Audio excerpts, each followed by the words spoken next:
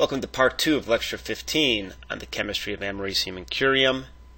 The first part of the lecture focused on americium, looking at nuclear properties, production of isotopes, separation and purification. In part 2, we're going to continue the discussion on americium, talking about the metallic state, an example of a metallic compound of americium shown here. Talk about other compounds of americium, and then we'll discuss some of the solution chemistry. After that, we'll move on to discuss curium, where we'll look at the nuclear properties, production of isotopes, separation, purification, very similar to routes that were discussed for americium in the previous chapter, and then discuss curium compounds. An example of a curium compound shown here, where the glow is due to the self-heating, since the curium compound that this is made with has a short half-life. Important compounds of americium for the nuclear fuel cycle start with the metal and the alloys. Americium metal can be produced by a number of reduction reactions, starting with the fluoride with liquid barium or lithium. The oxide can be formed with the lanthanum species. There's also a number of other reduction routes that are available. Once the metal is formed, there's interesting properties of the metal, where 3 phases listed here can be formed with the metal. And this higher temperature phase of the body-centered cubic is within the literature there's some debate on the exact nature of that species. So even the fundamental properties of americium, such as the metal, is open to some interpretation in the literature.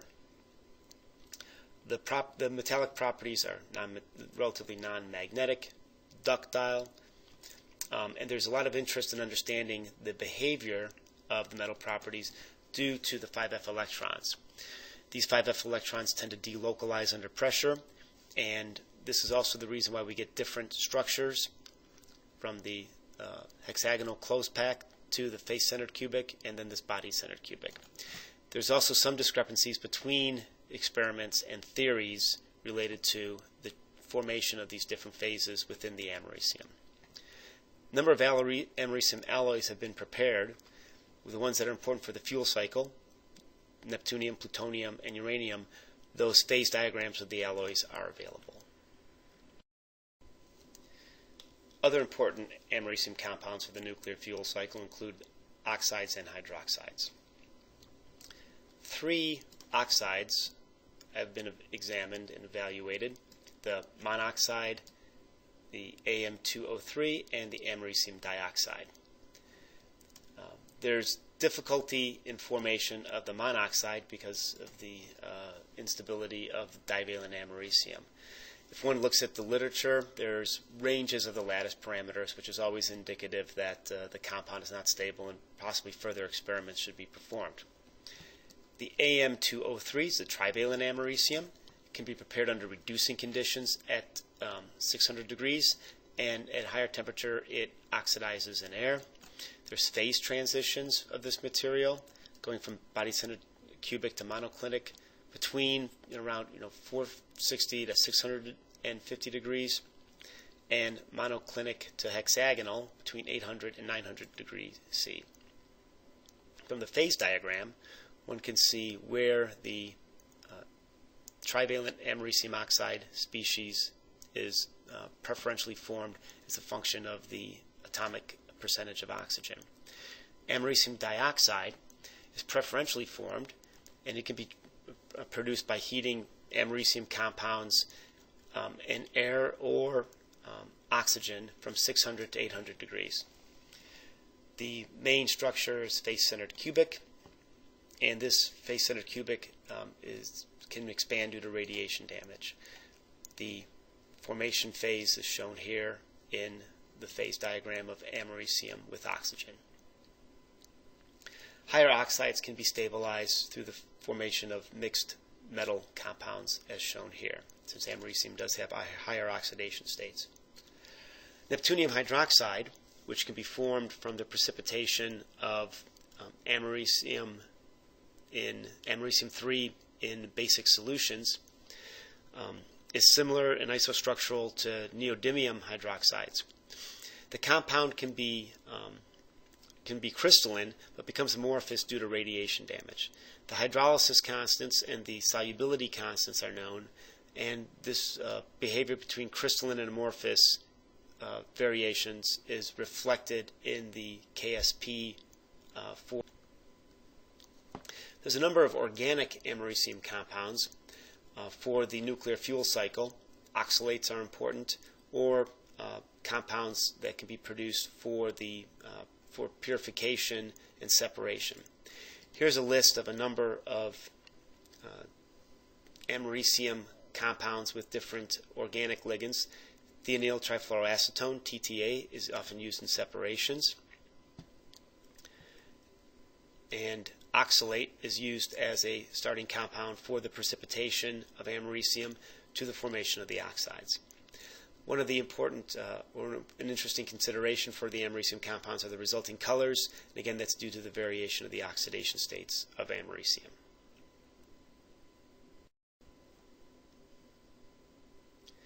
Americium coordination chemistry is limited compared to some of the earlier actinides we've examined. There's about 50 known coordination compounds, primarily examined through X-ray diffraction. Often what's done is the data is collected and the resulting structure is compared to lanthanide compounds with the idea that americium-3 would be isostructural to trivalent lanthanides. Halides have been examined with relatively large coordination numbers, anywhere from 7 to 11, and often these coordination environments include water. In some species, such as the chloride may be coordinated through an outer sphere with the americium. Structures have been for divalent, for the dihalide, trihalide, and a mixed oxyhalide species have been evaluated. The coordination of americium oxides is shown to be isostructural with plutonium oxides. This isn't too surprising since they have similar ranges of oxidation states. The AM203 has a distorted OH symmetry, and the bond distances for the americium oxygen have been evaluated. The unit cells are shown below for the dioxide, the monoxide, and the AM203.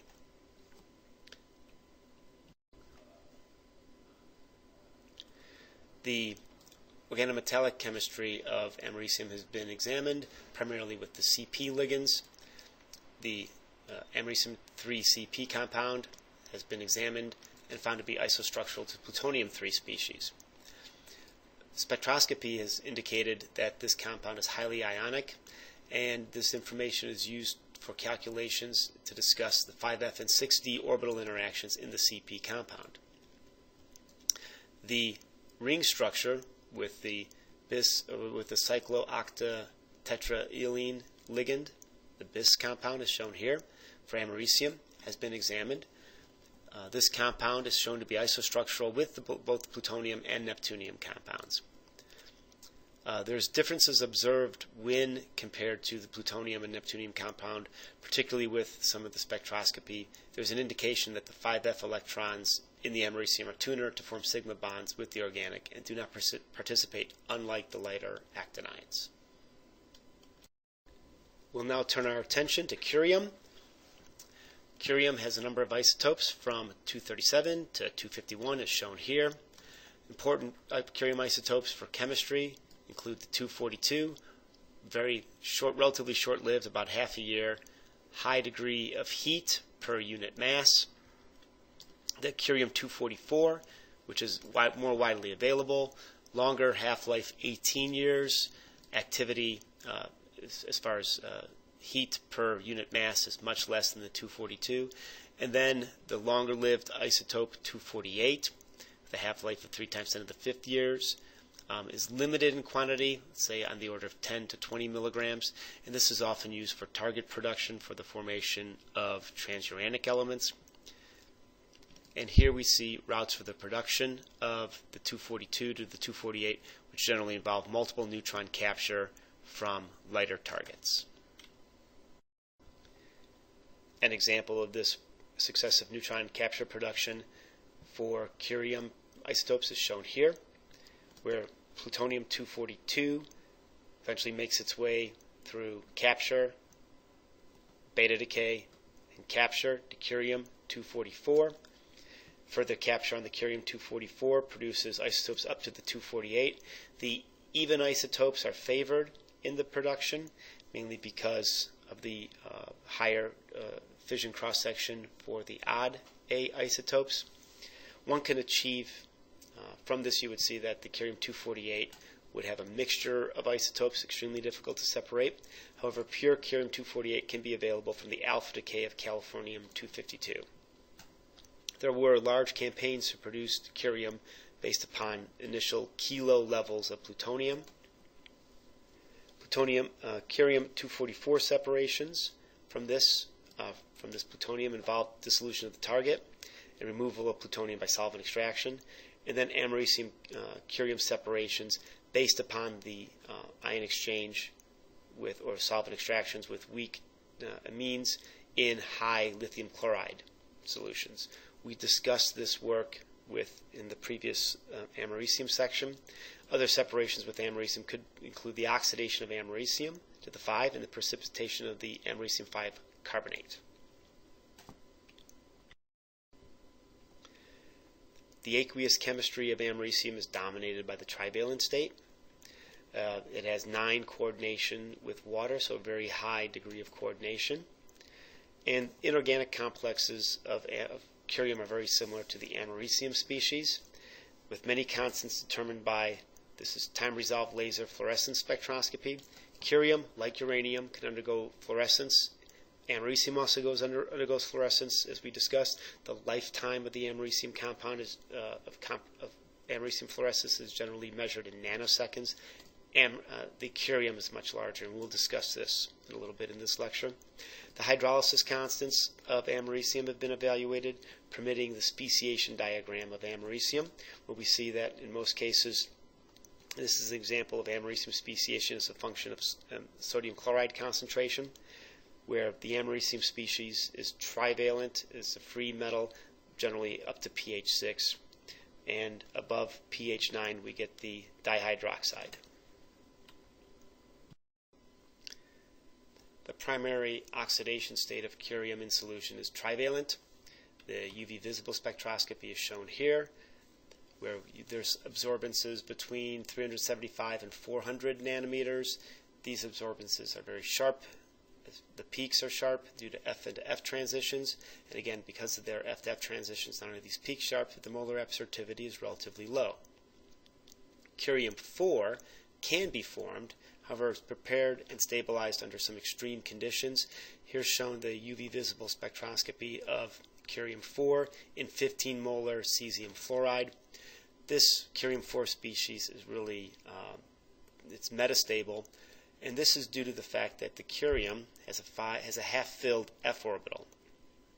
So there's a large oxidation potential going from the 3 to the 4. And this is also the reason why curium does not exhibit the higher oxidation states as one sees in americium. One of the interesting spectroscopic properties of curium is fluorescence. And a diagram of fluorescence is shown here. This would be the excitation of a curium compound based upon the UV visible spectroscopy. So for curium-3, as we discussed in the previous slide, absorbances between 375 and 400 nanometers would excite the electrons to a level where they will undergo an emissionless relaxation to a state which has 7/2 spin, which is the same as the ground state. And then there was a fluorescence emission. The energy and the lifetime of this process can be measured, and that gives information about the electronic structure. The electronic structure is dictated by the speciation of the curium. So this fluorescence process is very sensitive to evaluating curium speciation in solutions and solids. An example of this curium fluorescence is shown for curium hydroxide species. The absorbance, again, could be in the UV region between 375 and 400 nanometers, with the fluorescence between 595 and 610 nanometers. The energy, both the actual energy of the fluorescence and the lifetime of the fluorescence, is dependent upon the coordination environment. And here we see in this example, we see that as we change, imagine we're doing a titration on curium, we're adding base, so we're changing the pH, we're increasing the pH from around 6 to close to 10. And one of the things we observe is that as the pH increases, we see a shift from this peak to this peak. Looking at the speciation diagram at around pH 6, this is primarily, this fluorescence behavior is primarily due to the free curium. As we increase pH, we go to the curium monohydroxide and then the curium dihydroxide. The other interesting property that's observed is the concentration of curium in this study. The concentration is at nanomoles per liter. Due to the titration, the concentration of curium decreases throughout this experiment, and we can see spectroscopic signature from curium from 64 nanomoles per liter all the way down to 3 nanomoles per liter. So this fluorescence technique is a very powerful tool to evaluate the speciation of curium in systems.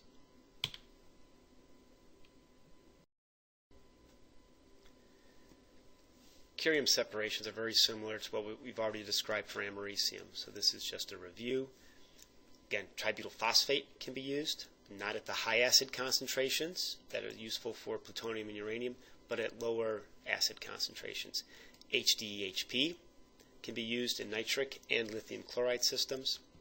CMPO, curium can be treated similar to what was described for the americium. Ion exchange, again with the lithium chloride, nitric, and HCl systems, where this work exploits the formation of anionic chloride species at the high lithium chloride concentrations.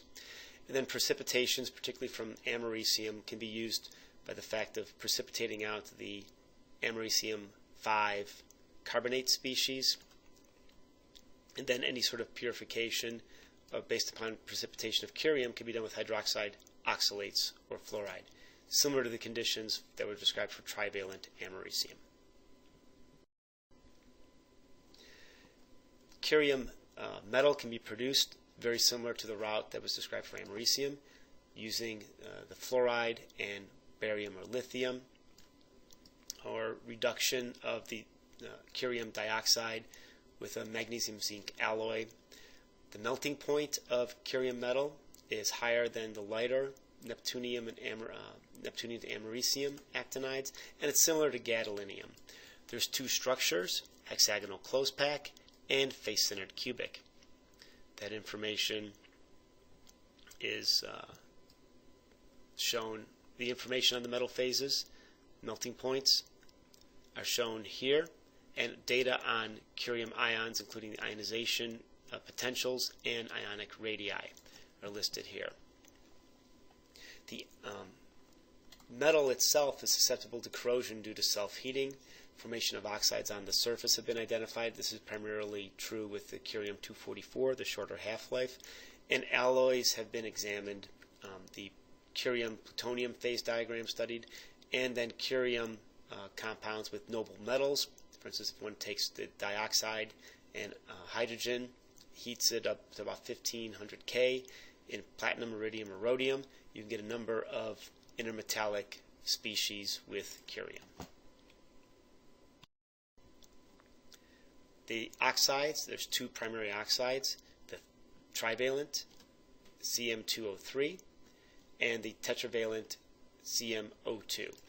The CM203 will decompose to the more stable tetravalent oxide at around 600 degrees, and the CM203 does do a phase transformation at around 800 degrees to the monoclinic form.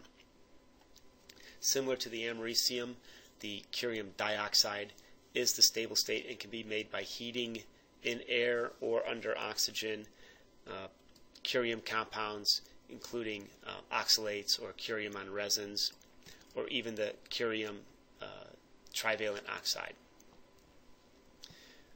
This compound is shown to have the face-centered cubic structure. The oxides of curium are similar to the oxides of plutonium and some of the lanthanides based on the phase diagram, and some mixed oxides have been examined based upon properties of the isoelectronic lanthanides, where one would expect superconducting properties. However, the curium compounds do not superconduct. Other curium compounds include the curium-3 hydroxide, and this is just precipitation from solution, and it can crystallize by aging in water and has the same structure as the lanthanum trihydroxide. Curium oxalate, it can be prepared from aqueous solutions, and there's stepwise removal of the water under helium, and the system can become anhydrous, the removal of all the water, close to 300 degrees. This compound will convert to the curium-3 oxide around 500 degrees, and closer to 600 degrees this will oxidize to the curium dioxide. Curium nitrate can be produced by evaporation of curium and nitric acid. Again, heating this up, you'll get a final product of the dioxide. And there's some evaluation of curium organometallics compounds. Again, the CP ligands, similar to the americium, have been evaluated, and weak covalency, similar to what was seen with americium, is observed. Unlike the americium, however, strong fluorescence, due to what we described from the curium-3 properties, is used to probe and understand the behavior of this system. An overview of this lecture is presented here. The important information is production and purification of americium and curium isotopes, identifying that there's curium-244, curium-248 are important isotopes for doing chemistry. As for the americium, it's the 241 and 243. Understanding how these isotopes can be produced and how they can be separated should be an outcome of this lecture. Also, some information about the metallic state, the different phases. Fundamentally, the americium and curium metallic states are less complicated compared to the plutonium state. So the role of the F electron seems to be is decreasing, resulting in fewer phase formations. There are minimal range of compounds of both americium and curium produced. There's some limitation on the data, and for the actinides, this represents a very interesting boundary for doing experimental studies. The solution state chemistry of these two elements is primarily dominated by the trivalent state. However, one of the main differences is the americium can form the eel +5 and +6 ions, where curium does not. And the coordination chemistry, again, similar to compounds, is limited primarily to the difficulty and lack of working with these materials and lack of starting compounds. Some questions you should be able to answer based upon these lectures are shown here. What's the longest lived isotope of americium? And as we discussed in the first lecture, americium-243 is the longest lived isotope. And if you want to do chemistry, that's the easier one to use, although americium-241 is easier to get a hold of. Which americium isotope has the highest neutron-induced fission cross-section? Well, we know that we want to look at an even A americium isotope. And if by inspection, we see that americium-242M has a cross-section of around 7,000 barns, the largest cross-section for americium isotopes. What three ligands are used in separation of americium? Well, the very similar ligands that are used for other actinide separations, tributyl phosphate, amines, CMPO, HDEHP. What are the solution conditions? These solution conditions can vary, but generally they're acidic aqueous phases with the ligand dissolved in an organic phase. What column methods are useful for separating the americium from the lanthanides? Well, lithium with ion exchange achieves separation from the lanthanides for the americium isotopes. And which compounds of americium can be made by reactions with the elements? Well, the first one is always easy, alloys. Those are just the metals brought together. And then if I react the americium metal, the elemental form, with elemental forms of the halides, I can get americium halides. What sort of americium coordination compounds have been produced? CP ligands, the workhorse for a lot of synthetic organometallic chemistry, have been produced. so trivalent CP compounds. And what are the absorbance spectra for americium and for the different oxidation states? And here we have an example of two. This is americium 5. We see some indicative peaks, particularly here at 514. And then for americium 3, for americium 5. And then for americium 6, we see this peak near 1,000. And if we had americium 3, we would see a peak that would be closer to 500. So there's a smaller peak, about 503 for americium 3. Some questions related to curium are shown here. Which curium isotopes are available for chemical studies? Well, curium-244 with a half-life around 18 years is the one that's most available, although one of the nicest to use is curium-248, which is a much longer, thousands of year half-life, though it's much harder to get. Describe the fluorescence process for curium.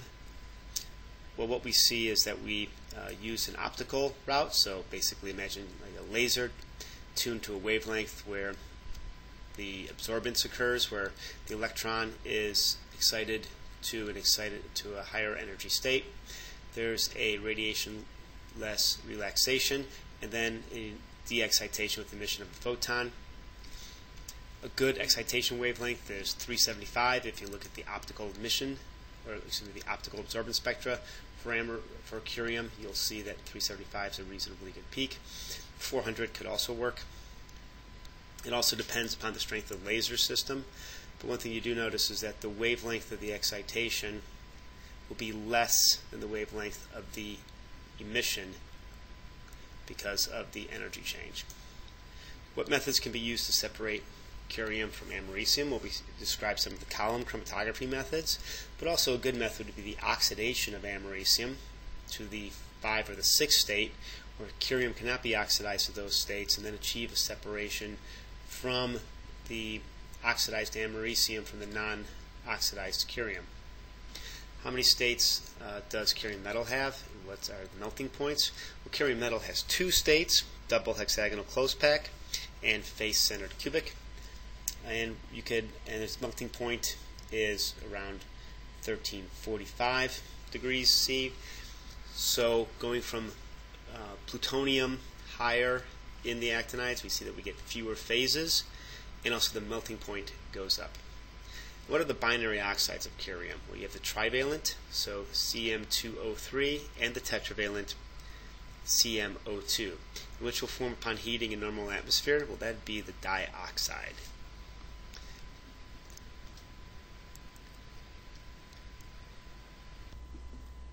When you've completed Part 2, please comment on the blog for Lecture 15 on americium and curium, and then respond to the PDF quiz 15.